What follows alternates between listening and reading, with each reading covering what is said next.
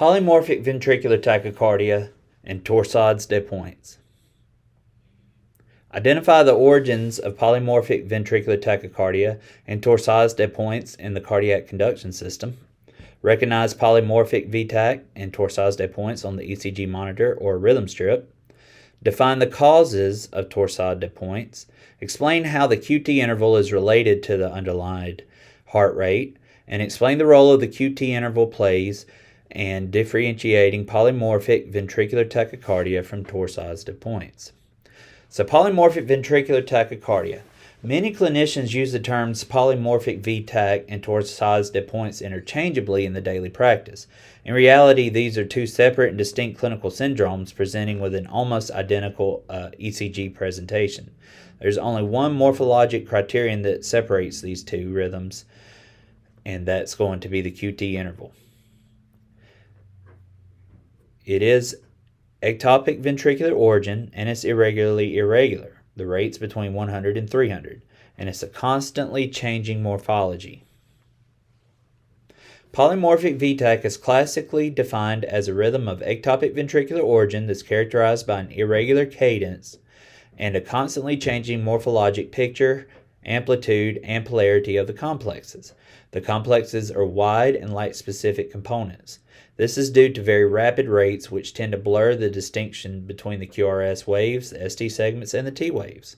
Polymorphic VTAC may appear as ventricular flutter. However, unlike NV flutter, the morphology of the waves is constantly changing. Polymorphic VTAC is typically triggered by PVCs that occur along the relative refractory period of the previous complex.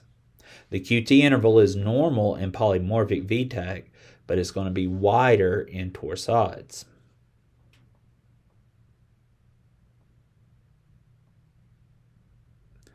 Torsades is similar to ventricular tachycardia. It's a variant of polymorphic ventricular tach that occurs in patients with a baseline prolongation of the QT interval. All of the other morphologic characteristics of polymorphic VTAC are present with Torsades de pointes. The baseline QT interval must be measured when the patient is in normal sinus rhythm. So for our purposes, if we see a polymorphic VTAC, we're not going to have the luxury of measuring the QT interval previously. So if we see a polymorphic VTAC, if we see anything that looks like this or similar, we're going to call it Torsades. So Torsades de pointes. So it means twisting at the points. And so whoever first discovered Torsades noted almost like an oscillation of the rhythms. And imagine this as if it were twisting.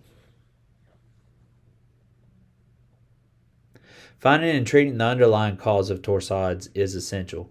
Magnesium sulfate is the pharmacologic treatment of choice. So your treatment for Torsades is mag sulfate.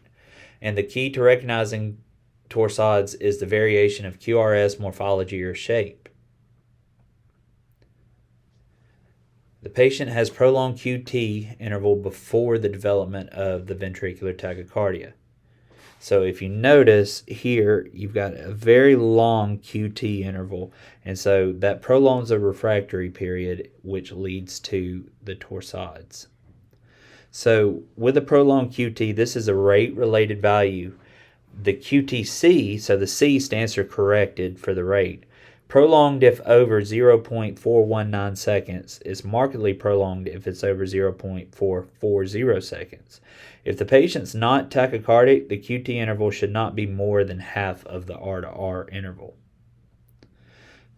If you place your caliper pins as marked by ECG caliper A, you're measuring the QT interval of the complex. You should be able to walk the calipers over to side B and still have the pin fall before the next QRS complex. If the caliper pins fall after the next QRS complex, the distance is more than half of the R to R interval and the QT interval is prolonged.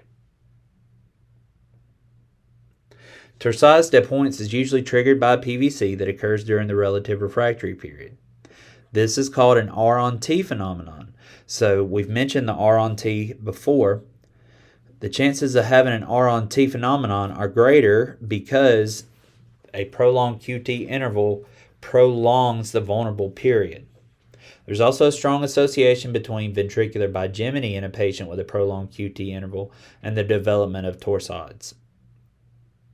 This illustrates how a PVC appearing at a fixed coupling interval will not fall on the relative refractory period of a patient with a normal QT interval.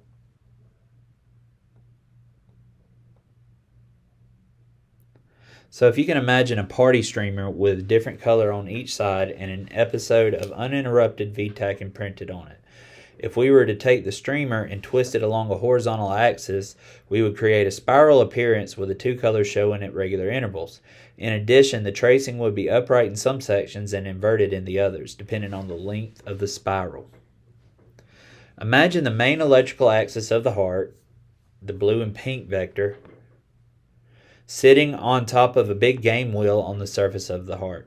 An electrode recording the spinning motion that was placed on this vector would record an undulating pattern on the paper, depending on the orientation of the vector in relation to the electrode. In this case, it's lead 2. Since the orientation of the vector is constantly changing as it spins, the pattern of the ECG undulates. When the vector points directly at the electrode, the QRS complexes will be the tallest and in a positive direction. When the vector points directly away from the electrode, the QRS complexes will be their deepest and in a negative direction. When the vectors are facing 90 degrees to the electrode, the complexes will be the smallest. And so that's essentially what's causing the twisting in torsades, is that the electrical axis of the heart is moving in different directions, which causes the twisting or the undulating pattern of the rhythm. So our rate's going to be 150 to 300. It's going to be irregularly irregular or irregular. And the answer essentially is none to all of our other questions. It may result from hypokalemia, hypomagnesia, so electrolyte imbalances, TCA overdose, or the use of antidysrhythmic drugs, or a combination of any of these. So let's look at a couple examples of torsades. So this is an example of torsades, and if you notice the undulation here, so a regular VTAC, polymorphic VTAC, would be organized and look the same across the board. Again, you have the same thing here, torsades, and here as well. Now what's happened here is that these PVCs, this second complex PVC, actually fell on the R or the T wave, so now you've got R on T, which converts it into a torsades.